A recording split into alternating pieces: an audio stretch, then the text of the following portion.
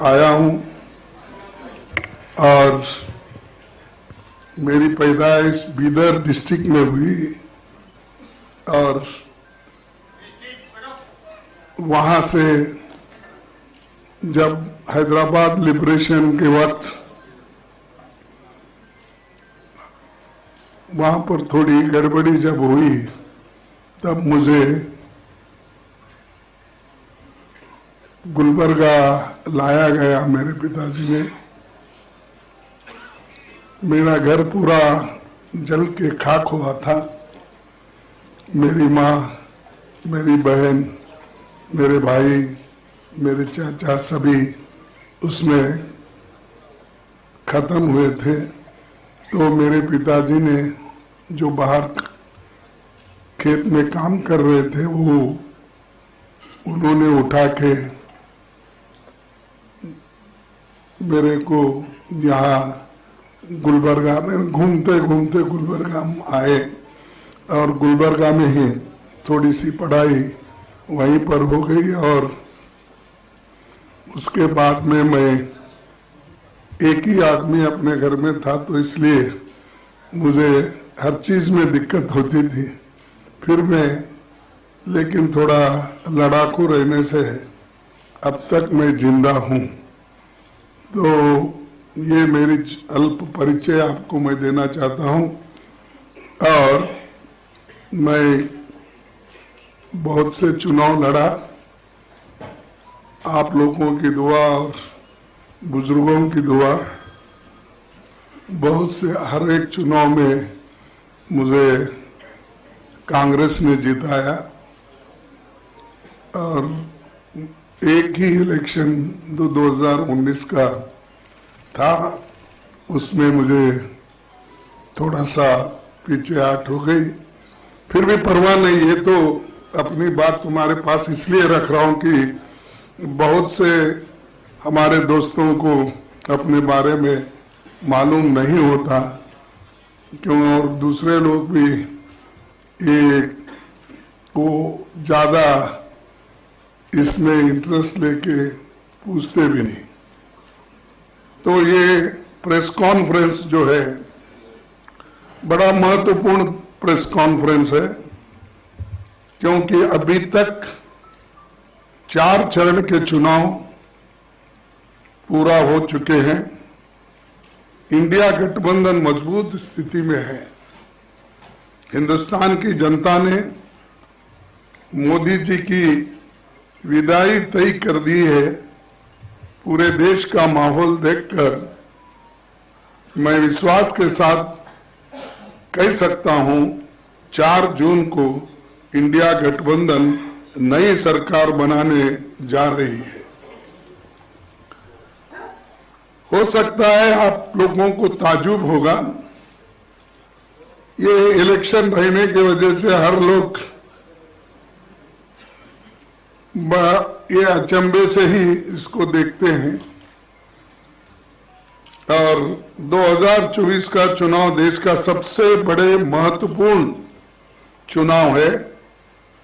ये चुनाव देश के लोकतंत्र को बचाने का, संविधान को बचाने का ये चुनाव है और एक विचारधारा का चुनाव है। हम 2 विचारधाराओं के बीच लड़ रहे हैं।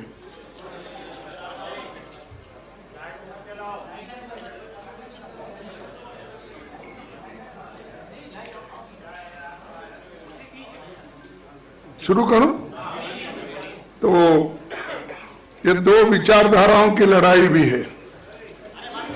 एक तरफ गरीबों के पक्ष में लड़ने वाले पार्टियां एक होकर लड़ रहे हैं और दूसरे तरफ जो अमीरों के साथ रह के अंधश्रद्धा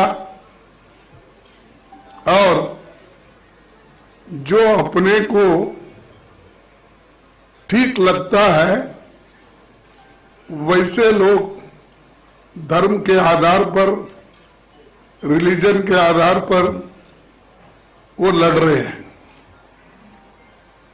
लेकिन हमारी लड़ाई गरीबों के ओर से है, जिनको खाने के लिए एक वक्त का खाना भी नहीं मिलता, जिनको नौकरी नहीं मिलती और जो लोग एम्प्लॉयमेंट के लिए तरसते हैं, पढ़ लिख के वो लोग रास्ते पे आते हैं, ग्रेजुएट बनने के बाद भी, इंजीनियर बनने के बाद, डॉक्टर बनने के बाद, डिप्लोमा होल्डर रहने के बावजूद भी उनको नौकरी नहीं मिलती। और सरकार में इतने नौकरियां खाली है, उन नौकरियों को भी केंद्र सरकार भर्ती करने के लिए तैयार नहीं है। इसीलिए हमारी जो गठबंधन है, ये गठबंधन बेरोजगारी के खिलाफ और जो कीमतें इतने ज्यादा हो गए हैं उसके खिलाफ लड़ रही है। और मैं पहले ही बोला, एक तरफ अमीर एक तरफ गरीब, इस जो डिफरेंस है, फर्क है, इसको मिटाने के लिए हम लोग एक होकर गरीबों की लड़ाई लड़ रहे हैं। और मुझे ऐसा पहले मेरे 53 साल के पॉलिटिकल जीवन में मैं ऐसा नहीं देखा कि इतनी बड़ी सब पार्टियां मिलके, 26 पार्टियां मिलके एक होके लड़ रहे हैं।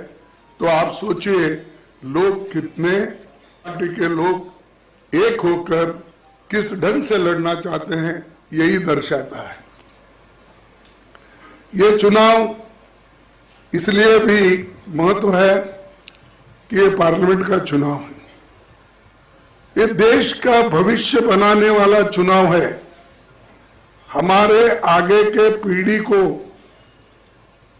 सुरक्षित रखने का, उनके हकूक की हिफाजत करने के लिए और उनको जो खास करके एक वीकर सेक्शंस, दलित, आदिवासी, पिछड़े और इन लोगों के जो हकूक है, रिजर्वेशंस है, उस रिजर्वेशन की भी हिफाजत करने का हमारा फर्ज है।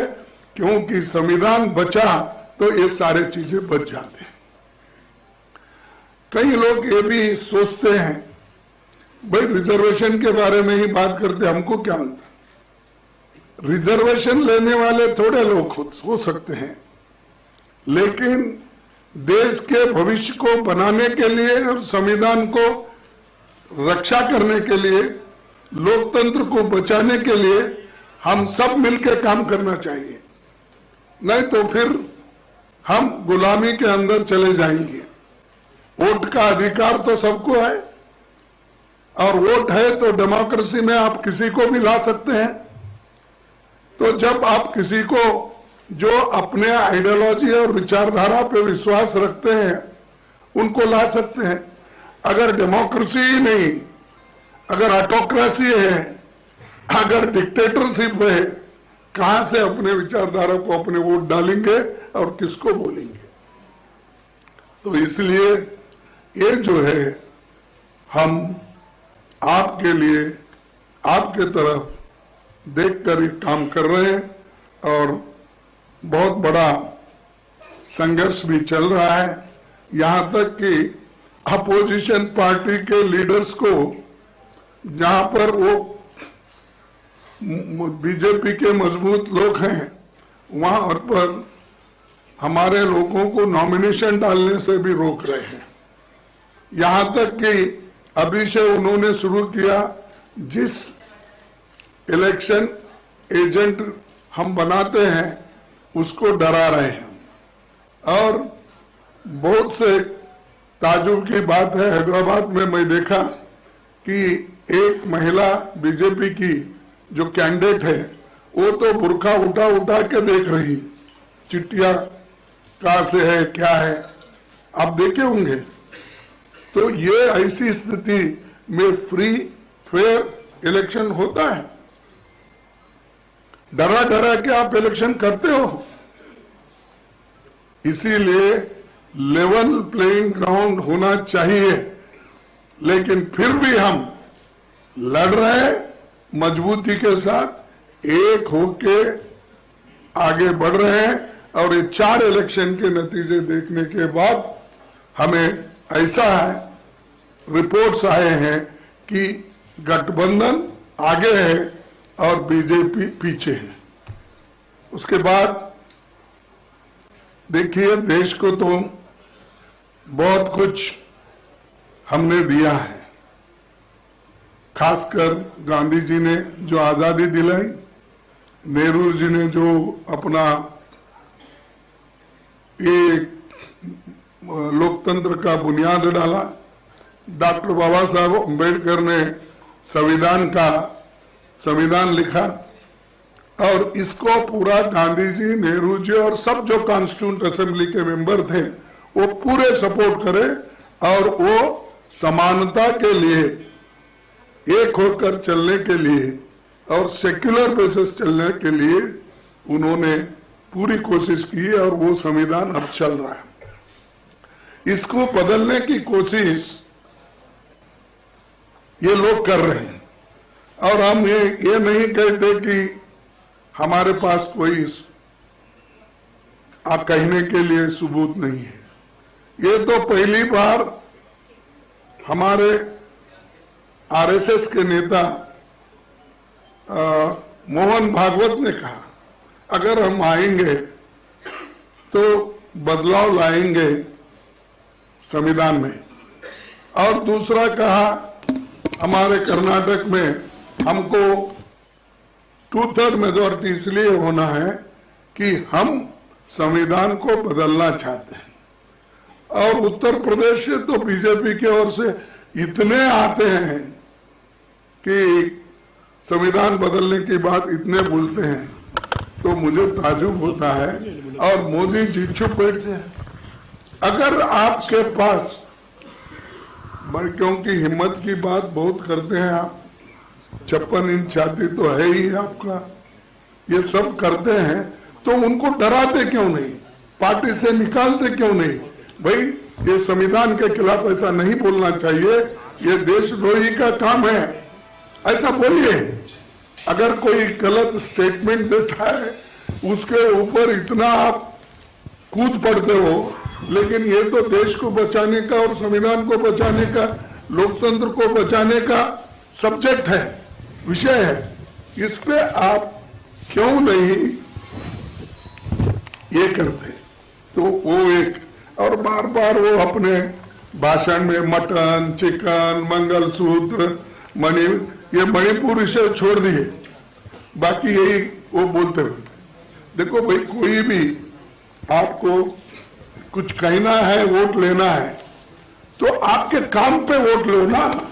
मैंने ये किया, जैसा कि जवाहरलाल नेहरू जी ने बड़े बड़े पब्लिक सेक्टर्स बनाए, HMT, HAL, BEL, BHEL, ये सारे बनाए, और उससे लाखों लोगों को एम्प्लॉयमेंट मिला। बड़े बड़े बांध बनवाए, जिससे हमारा हरी क्रांति इस देश में आ गई। ये काम बताकर आप लोग सिर्फ मैं वो हूं, आज कुछ सुना, मैं गरीब माँ का बेटा हूं, ऐसा कुछ बोल रहे थे। एक टीवी को संदर्शन कर रहे थे, तो उसमें बोल रहे थे, लेकिन उनको ज्यादा दिखाते थे, टीवी वाले को जो क्वेश्चन पूछते हैं उनको कम दिखाते थे। तो वो आमने सामने हुआ कि नहीं मुझे मालूम नहीं, लेकिन ये तो हुआ, दिख रहा था। तो ये चीजें वो खुद बोलते हैं, लेकिन अपने लोगों को सुधारने के लिए, देखो भाई, ये गरीबों के खिलाफ है, आप बात मत करो, नहीं तो पार्टी से बाहर जाओ। अगर आरएसएस भी कहती है तो तुम्हारी मदद मुझे नहीं होना चाहिए, मुझे देश इंपॉर्टेंट है, सब मिलकर चलना इंपॉर्टेंट है। ये बातें वो तो नहीं करते। ये आर्थिक, सामाजिक, शैक्षणिक इसके विषय पे भी वो बात नहीं करते। तो हमको ये कहना है कि हम सब मिलके, गठबंधन के पार्टीज मिलके, हम विशेष ध्यान देकर जो न्याय स्कीम्स हमने लोगों के सामने रखा, 5 न्याय और 25 गारंटी, उसके अलावा भी यहाँ पर जो लोकली स्टेट में बनते हैं वो भी उसमें बहुत जगह जो हो सकता है उसमें शामिल कर सकते हैं बात। और ये इसलिए मैं कह रहा हूं कि एक खास करके दलित, आदिवासी, पिछड़ों, महिलाओं और आर्थिक रूप से कमजोर लोगों को भी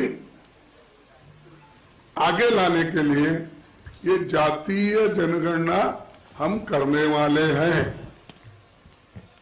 इसलिए कर रहे हैं कि समाज को तोड़ने के लिए नहीं, जाति जाति में झगड़ा लगाने के लिए नहीं, इसलिए कर रहे हैं किसकी हालत, सामाजिक हालत उसकी क्या है, आर्थिक हालत क्या है और शैक्षणिक हालत क्या है, स्वास्थ्य में उसका कहाँ ठहरा है, इन चीजों को हम देखने के लिए और देखकर उस पर पॉलिसी बनाने के लिए हम कर रहे हैं। मोदी जी उठते ही ये जाति जनगणना देखिए ये लोग कर रहे हैं, वो नहीं, घर का एक्सरे कर रहे हैं, घर में क्या है वो देख रहे हैं। यहां तक भी बोले, कोई प्राइम मिनिस्टर आज तक नहीं बोला, मैं तो नहीं देखा, सुना भी नहीं। आप बहुत से यंग लोग हैं, बूढ़े भी हैं, लेकिन उन्होंने ये बोला, देखो आपके पास अगर घर में 2, अहमदाबाद में मैं भी था, वहां मैं दूसरी जगह भाषण कर रहा था, उन्होंने भी कर रहे थे, उन्होंने बोले देखिए तुम्हारे घर में अगर 2 भैंस है, एक मुसलमानों को देंगे। नहीं, आप सुने नहीं, अगर ऐसा प्राइम मिनिस्टर इतनी झूठ भी बोलते हैं तो हम क्या कहें। और गालियां तो भरपूर देते हमको, जितना कांग्रेस को गालियां देते, मैं समझता हूँ राम का नाम भी उन्होंने उतना नहीं लिया होगा जितना हमारे को गालियां दे रहे हैं। कांग्रेस पार्टी को, सोनिया गांधी को, राहुल गांधी को, और फिर बाद में बचा कुचा रहे तो प्रियंका गांधी को और मेरे को भी शामिल कर लेते हैं।